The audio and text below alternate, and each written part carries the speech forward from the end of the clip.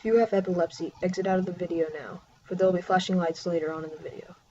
So, I was thinking, remember those super old Zelda games?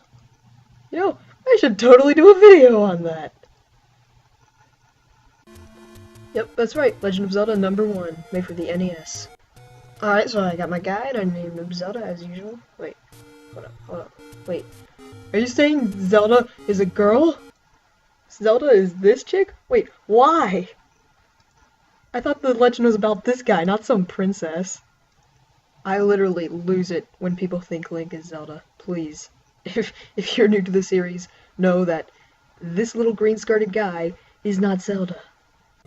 Alright, so the first thing you're gonna realize is that you spawn in right away and there's nothing holding you back. You can go ahead and just run off and play along. You have so much freedom in this game, and that's what's so great about it. I mean, the first thing you'll see is you want to walk down here and you'll get your sword from the creepy old guy. Dangerous to go alone. Take this. Iconic Zelda line right there. Remember it. I mean, there's just so much freedom. I've seen people try and run through the whole game without getting the sword. Very possible. You can just run off. You don't even have to take any dungeons first. You can just run off and get all, like, the really good stuff. You can get all the good swords, and there's just so much freedom in this game. And, I've been thinking about something. Who exactly?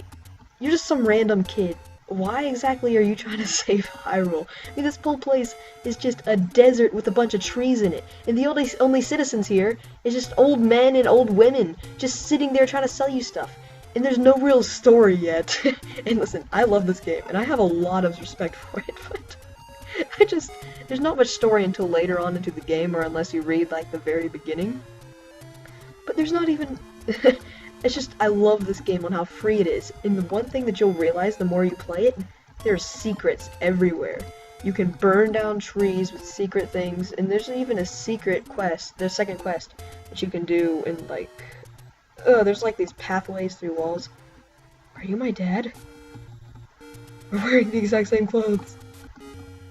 Dad! Hey. This may look a little familiar to you guys who watch my Oracle of Seasons Let's Play. Yep, that was brought back from the very first game. Let's enter in the dungeon and see what awaits for us. Walk in.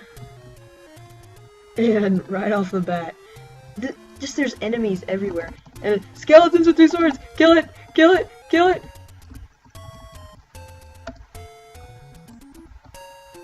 Oh, I died.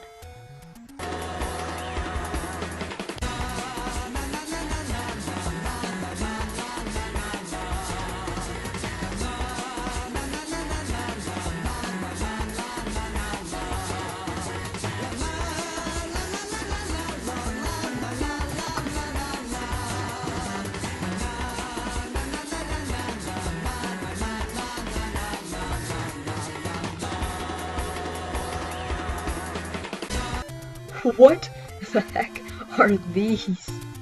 Like, what?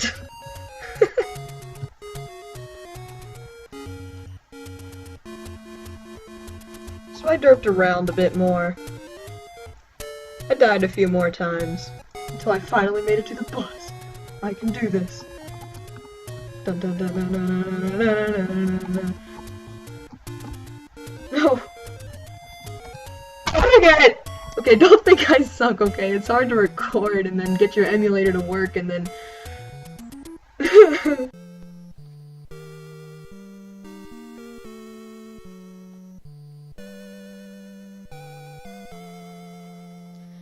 Next up is the second game in the whole series, second one ever made, Zelda 2: The Adventure of Link.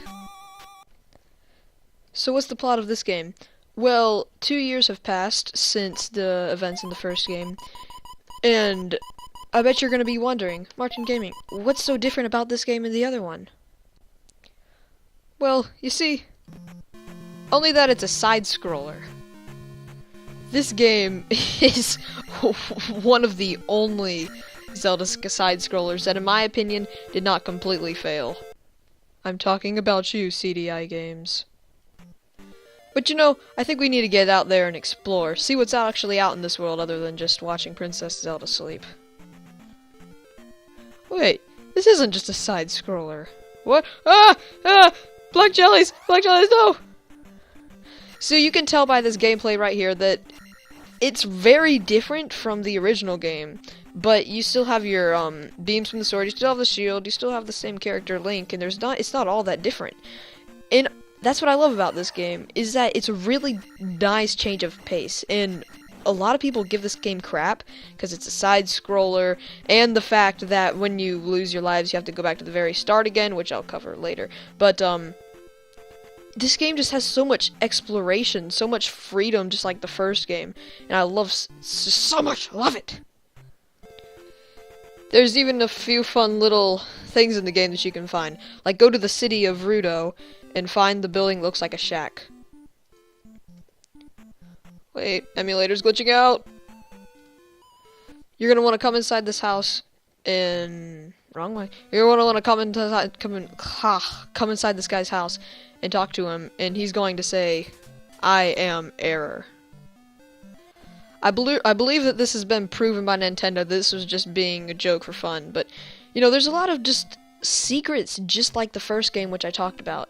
And these games are so hard, but yet very challenging. And that's what's so great about it, because if you think you're really good at video games, go test this game out and see how great you are. Now, next up, I want to cover, I have this game for my 3DS, and let me just say this. This game may have been made for console, but it's perfect for handheld. I got this game for my 3DS on the Nintendo eShop. It only cost about $5. And, oh my gosh, I spent like an hour on it. It felt like 15 minutes. If you ever go on like a car trip or anything, this is most definitely the game you'd want to play. Everything goes by so fast. And all of it's so much fun. And I am getting totally mauled by this. There. Oh crap. That's why I said if you have epilepsy, don't watch this video. Right there. That's right. One of my favorite things to do in this game is go elevator camping. You just shoot one, and you keep shooting them off until they come by. You just run up, they run right down. Shoot them off, go back up. If one comes by, you can come up. And if you get like a lot of points off this is definitely I just love doing that. Now, people say when you run into the screen and then you respawn, you just get all your lives restocked, and you're back at the very beginning. Well, I call that full-out lies. Gosh.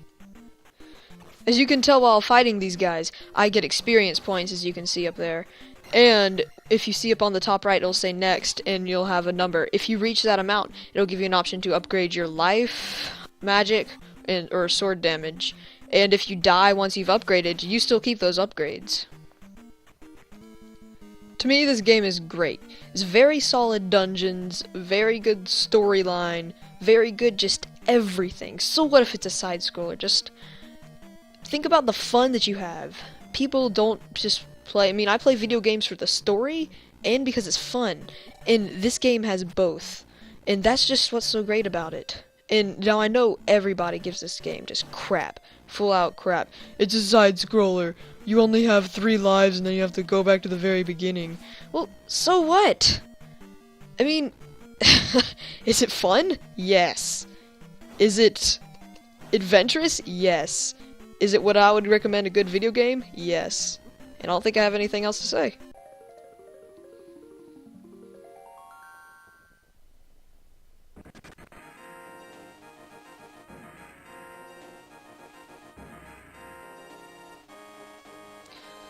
The third Zelda game, so we've covered the first 3, Legend of Zelda, A Link to the Past. This will be the last video of the review, so enjoy it. So you start off and you're just sitting in bed, and Princess Zelda's telepathically talking to you. And the first thing you should be noticing is that, holy crap, the graphics. This has been a huge upgrade from the past of what we've been dealing with. It's pretty much what happens is Princess Zelda tells you to go, and this always happens. Pretty much Princess Zelda tells you that you need to go and save her because they're... Yep, right here. Help me, I'm in the dungeon of the castle. Somewhere outside you should find a hidden entrance. So, I assumed as we were going, go find the hidden entrance to go and save the girl. Seems like a pretty legit theme. Hello, I'd like to come into the castle. I don't want to sleep. So, how about, we just go and snoop around the courtyard instead? She said there should be one around here. Oh no! And what happens while you come down here? You only find this guy that you saw in the beginning just laying down there dead. Gosh, this is really emotional. Like, it's already a step up from the first two Zelda games because there just wasn't as much emotion. So you take up your father's sword, and now you adventure depths. You adventure further into the depths of the dungeon. And yes, already, this is the first Zelda dungeon. And within the first maybe few minutes of the game, you're already in a dungeon, and you're already fighting, and you're already just solving puzzles. Nice, Nintendo. Now you're running in headfirst into Hyrule Castle, slaying anybody who gets in your way. Now compare this to the first scene in Ocarina of Time, where you're sneaking past the Hyrule guards to go get Princess Zelda. And imagine how much more courage this game really brings out. The Triforce, it brings out so many elements huge in the Zelda series. Such as this game added the Master Sword, one of the biggest swords in gaming history. As well as this game added in the very first Ocarina in the entire Zelda series. And this Zelda game really set the standards for the next whole series. This set the standards for every single game now that you think of when you think of Zelda. The thing that I just love so much about this game is that it does more right than wrong. And I can't describe the way this game... I've had a lot of doubts for it. I've had a lot of misthoughts, and I've had a lot of... This game may not be as great. I have a few complaints, but they're not minor enough to ruin the whole entire game. Overall, this game is just great. I'm not going to say it's the best Zelda game because I don't want to start some big argument. But if I had to, I would say it'd be Legend of Zelda Wind Waker, and I know that's not even on this list at all. But I really this game is like the staircase up to just the greatness that Nintendo's made today. So now I'm going to describe the plot of this story. So pretty much, there will not be any spoilers, plus this game is, like, I believe over 20 years old. And they're not big spoilers if I was going to spoil anything. But, so pretty much, the Aghanim, however you pronounce his name, is sending all of the 7 maidens to this place called the Dark World. And you have this magic mirror that you can look through and it can take you to the Dark World, straight back to the Light World. There's a lot of cool Oracle of Seasons type going to the... not Oracle of Seasons, Oracle of Ages, like, going back and forth through time in Except the Sun's worlds. And there's just so much adventure, so much puzzles. This game, I know I've said this a million times, and you're probably just like, shut up! But it really does. It sets up the standards for every Zelda game. And it must be very hard for Nintendo, when they make each new Zelda game, to make one just almost as good as this. I don't have many complaints at all. This game's great, and there's no arguing with it. And if you're any fan, from just shooters to adventures to RPGs, you should enjoy this game no matter what. It's definitely one of the best games maybe out there even in existence. And that's really saying something. Alright guys, thank you for watching, and I really hope you guys all enjoyed the video. Now go subscribe to Twilight Brawler for letting me use some of his Zelda Link to the Past footage, because that game was very long, and my emulators do not save, so all of my footage is always over on my Wii Virtual Console stuff.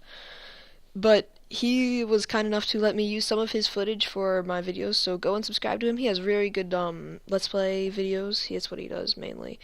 And hopefully some of his Let's Play wisdom will rub off me for my Let's Plays. I know I'm just getting started on that, but hopefully we'll do a bit better. So thank you all for watching. Leave a comment if you guys think I should do anything else. Like if you think I should do a top 10 or top 5 or another review or a certain game you want me to play. I like reading comments. I like them. Thanks for watching, guys. Mean it a lot.